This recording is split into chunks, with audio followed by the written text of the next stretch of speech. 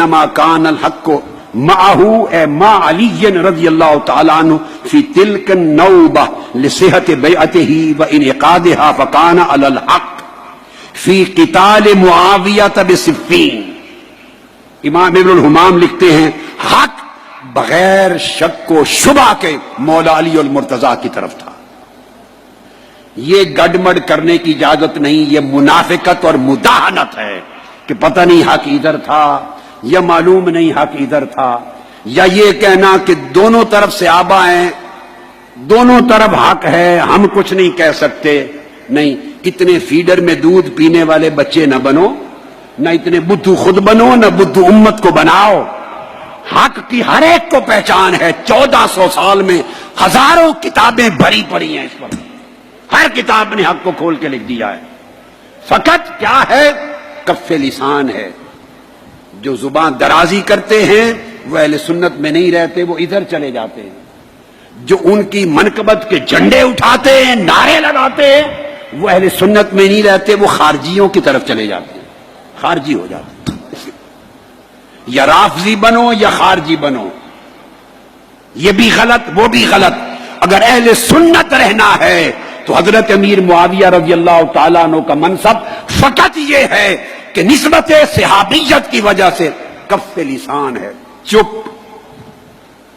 تان و تشنیع نہیں کر سکتے، لان تان نہیں کر سکتے، نشانہ تنقید نہیں بنا سکتے، کافر اور فاسق نہیں کر سکتے۔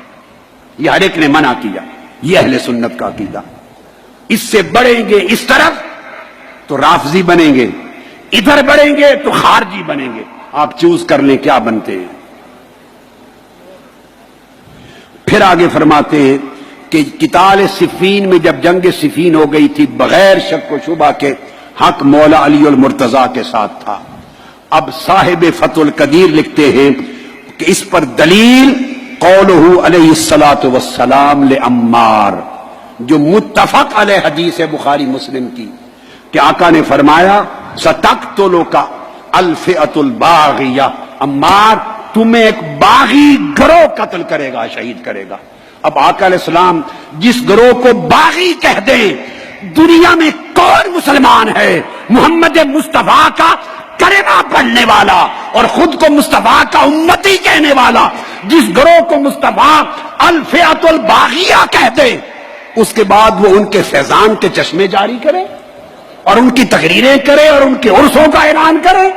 خدا کے لیے یہ کام 1300 سال میں اہل سنت کے اکابر نے نہیں کیا تھا۔ یہ فتنہ نہ بپا کرو، خاموشی مسلک اہل سنت بس، مگر خاموشی مداہنت کے ساتھ نہیں، وضاحت کے ساتھ کہ حق پر کون تھا اور کون غلطی پر تھا۔ ان کو خروج اور بغاوت کا لکھا ہے اس عمل کو۔ اور اس کے بعد پھر آگے میں دیکھیے، کسی کو شوق ہو مجھ پر فتویٰ نہ لگائیں، مجھ سے پہلے امام مرغینانی صاحب الہدایہ پہ لگائیں، امام ابو منصور بغدادی پر لگائیں، امام ابو المعین النصفی پہ لگائیں، صاحب شرح المواقف پہ لگائیں، صاحب شرح المقاصد پہ لگائیں، اور صاحب شرح عقائد نصفیہ پہ لگائیں۔ میں نے کل درجنوں کتب حافظ ابن حجر اسقلانی پہ لگائیں، امام عینی پہ لگائیں۔ میں نے آپ کو 1300 سال کی تاریخ علم کل پڑھا دی، ان پہ جو فتویٰ لگائیں اس میں میں بھی شریک ہوں۔ توبہ کر لینی چاہیے۔ اور فرماتے حضور علیہ السلام کا ارشاد، اور یہ لکھ کر کہ آقا نے فرمایا تھا عمار تمہیں باغی گروہ قتل کرے گا۔ اب آگے یہاں بھی ڈنڈی مارنے کی اجازت نہیں کہ کون باغی تھا، کس نے قتل کیا، کس نے نہیں۔ کوئی کہہ سکتا ہے جی معلوم نہیں، میں کہا نہیں، اتنے بدھو نہیں ہیں کہ معلوم نہیں۔ صاحب فتح القدیر لکھتے ہیں وَقَدْ قَتَلَهُ أَصْحَابُ مُعَاوِيَّةَ يُصَرِّحُ بِأَنَّهُ بُغَاةٌ، اور واضح طور پر حضرت امیر معاویہ کے لشکر نے ان کو قتل کیا تھا۔ یہ تصریح کرتا ہے اس امر کی کہ یہ طبقہ باغیوں کا طبقہ تھا۔ اس کے بعد دوسری مثال دیتے ہیں امام ابن الحمام فتح القدیر میں، پہلی حضرت امیر معاویہ رضی اللہ تعالیٰ عنہ کے دور کی، دوسری وَأَمَّا الْحَجَّاجِ فَحَالُهُ مَعْرُوفٌ اس کا ظالم و جابر اور جائر ہونا معروف ہے.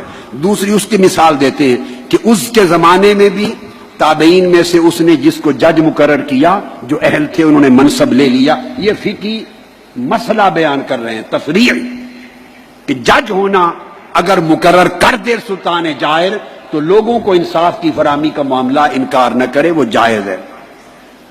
تیسری دلیل یزید کی دیتے ہیں کہ اس کے دور میں بھی یزید ملعون تھا، بدبخت تھا، جہنمی تھا، بے ایمان تھا، لعنتی تھا، اور میں تو اس کو کافر کہتا ہوں، میرا فتویٰ کفر کا ہے.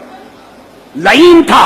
اور کہتے ہیں مگر ایسے جائر کے زمانے میں بھی جن تابعین کو جج اور قاضی مقرر کیا، لوگوں کو انصاف کی فراہمی کی خاطر انہوں نے بھی قبول کیا منصب. اب آپ دیکھیں کیا مثالیں دی ہیں. یہ مثالیں میں نہیں دے رہا ہوں،